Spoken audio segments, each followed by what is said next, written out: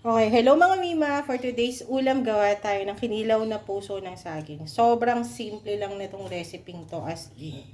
So, ang gagawin lang natin, mix all together. mix lang tayo. So, nilagay ko na yung gata. So, lagay na natin ang sibuyas. Mas maraming sibuyas tsaka luya, mas bongga. Lagay na natin lahat. O, diba? Pati siling haba, ilagay na natin. Lagay na rin natin to, sayang. Malinis yan. Tapos, lagay ulit tayo ng,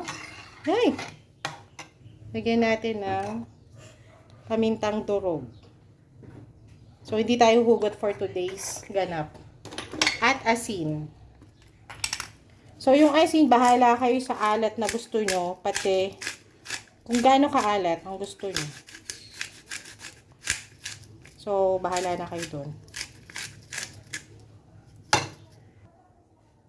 Okay, tapos lagyan rin natin ng suka. So, bahala kung gaano ka-asim ang bet nyo. So, try mo tayo 2 teaspoon. Tapos, halo-halo. Mix all together lang tayo hanggang matunaw ang mga asin at chorbanes dito. Okay. So, tikman nyo rin kung okay na yung panlasa sa inyo. Tansyameter lang sa lahat ng ilalagay. Kung gaano kaasim, kung gaano kaalat. Tapos, pag okay na sa inyo yung lasa, lagay nyo na yung puso ng jowa nyo. Charot. Puso ng saging. Tapos yun lang, halo-halo ulit tayo. Mas masarap na ito, maraming gata eh. Isa na lang yung gata namin dito sa bahay. Pero masarap to, promise. Yan lang, halo-halo.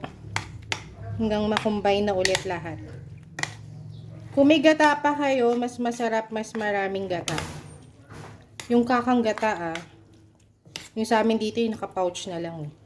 At isang piraso na lang, tinatamad na akong lumabas para bumili. So, ayan na ang ating kinilaw na puso ng saging. Kung may siling pula kayo, labuyo. Labuyo may manghang, masarap pa ito lagyan. Yan na, ito na ang ating ulam for today. At, samahan natin ng nag-ihaw kami ng bangus. Inihaw na bangus. Happy eating everyone! Okay, ito na ang ating lunch. Puso ng saging plus inihaw na bangus na nasunog. Happy eating everyone! Happy eating mga Mima! Ay mga Mima, pakuluan nyo pala yung puso ng saging sa may tubig na may asin hanggang sa lumambot. Tapos, siwain nyo na lang siya sa laki na gusto nyo.